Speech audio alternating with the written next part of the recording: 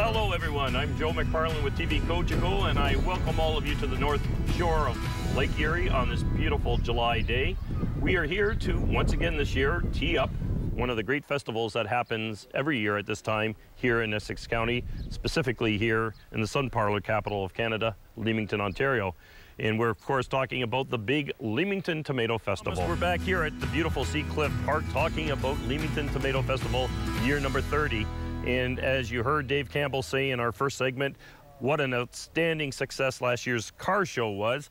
And joining me is Gino Del Sancio. Gino, you are the man responsible for that success last year. And listening to Dave and his review from last year and having talked to you earlier, you, I think, exceeded expectations. What happened last year? Well, it wasn't just me. I had a team behind me that helped me. We prepared.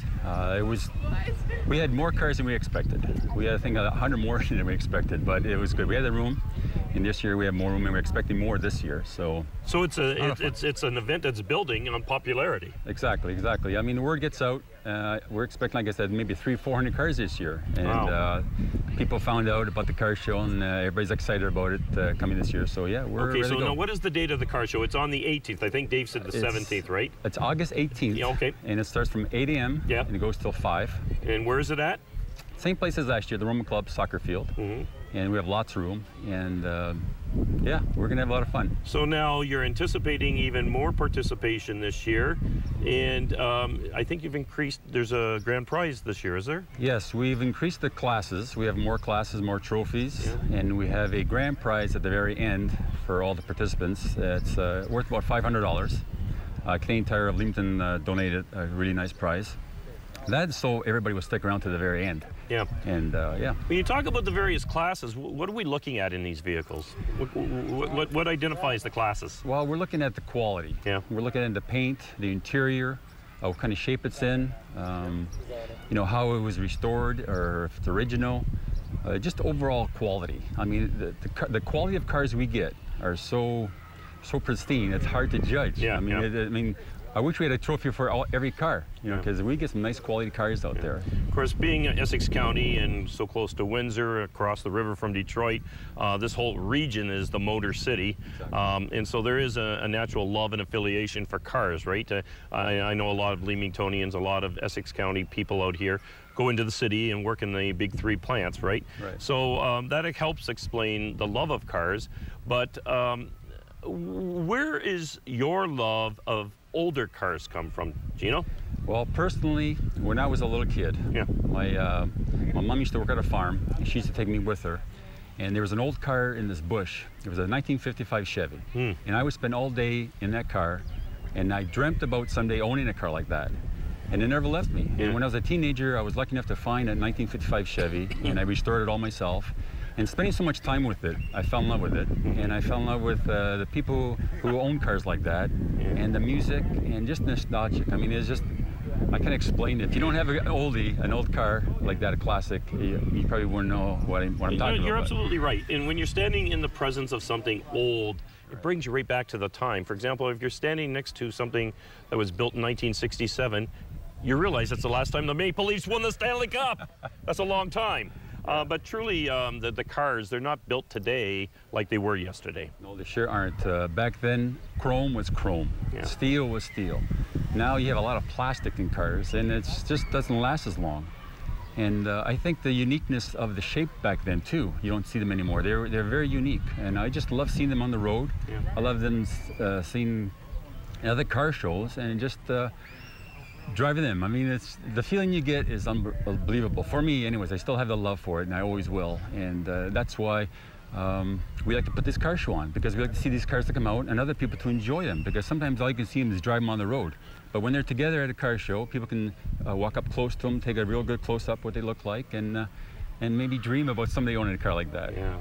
And these car owners, Gino, they pamper their cars, don't they? They sure do. That's their baby. I mean, I remember myself personally when I was growing up with my wife, I used to say to her, listen, my car has more seniority than you do, so don't you might end up in the garage and not the car, right? Well, it didn't happen too often, but I end up in the garage more often. Especially when I was restoring it, I spent a lot of time with the car, and you get to know every inch of that car. I mean, you just fall in love with it. So that's where my love came from. So now, is there an admission charge for this, or Well, what do you do for this? For the general admission is free. Anybody can come in and look at it, look at the cars. But for people who bring the cars in, the participants have Entry free. Entry fee is $10. Oh, that's nothing. Very reasonable. And we have a lot of door prizes that are worth much more than that. Who are some of the people donating prizes? You might want to give them a shout out. Yeah, we have Canadian Tire as one of our major sponsors. Sure. They've sponsored all our trophies and the grand prize. And we have a lot of goodie prize for goodie bags. I mean, we got most of the automobile shops in town have donated something. Good. I mean, we're so fortunate that the local businesses are so generous to donate the prizes. Are any of these cars in the parade on Saturday? There could be. There could be. I'm not sure about that. But if they want to, they're more than welcome to go to the parade. I mean, sure. I mean, they love to show these cars off. That's why they have them. Any of them cross the border in a few weeks' time in August for the big Woodward crawl? I'm sure there will be a few going to the Dream Cruise on Saturday, Friday and Saturday. But Sunday is our main show.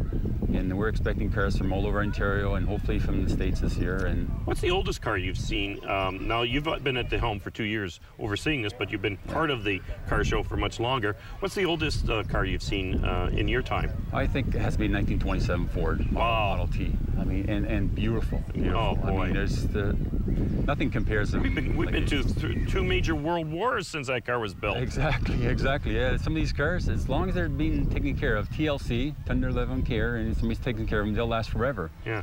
And they're just a part of our lives, and there always will be. So now, what's the best vantage time to come out if you're a spectator and you like old cars? Is it better in the morning, afternoon, evening? Well, for spectators, I would say come around maybe 11 and on. Because in the morning we're preparing and getting ready. Like, I'll be there very early. But by 8 o'clock would be set up for the participants to come in and sign up and register and go from there. But for participants, anytime 11 till maybe 5. Now, if we go out there, can we possibly expect to see some hot rods? You'll see a lot of hot rods, and I love hot rods. A lot of chrome, a lot of. I mean, they're just beautiful cars. I mean, they look like miniature cars. You know, like I used to build model cars, and that's what they look like. Because you can't believe that's real. Yeah. And they're allowed to be on the road. Is it true I'd probably see the fawns out there somewhere? He might be. Actually, Henry Winkler, wouldn't that be cool? Actually, that reminds me. I built a website. Yeah. It's called www.leamingtoncarshow.com. Okay, that's good to know. And I've also made a video of the fawns. I don't know if you've looked at it. Have you seen it? No, I haven't yet. I will. The fawns is talking about our car show. That's terrific. And if you want to know any more information about the car show, go to leamingtoncarshow.com. Perfect. You can get a flyer there. You can also download a registration form. And there's a lot of goodies, and also there's a flyer of the Leamington Tomato Festival, all the other activities going on that weekend. Good. So a lot of information goes Gino, listen, it's been a pleasure, my friend. It's always good to see you. Thank you, Joe. All the best with your car show. There you have it, the 2013 version of the Leamington Festival here in Leamington, Ontario. The majority of it happening here at Seacliff, except for the pageant and the car show. They're off the park locations here. So it's from the 15th to the 18th here in Leamington on the north shore of Lake Erie.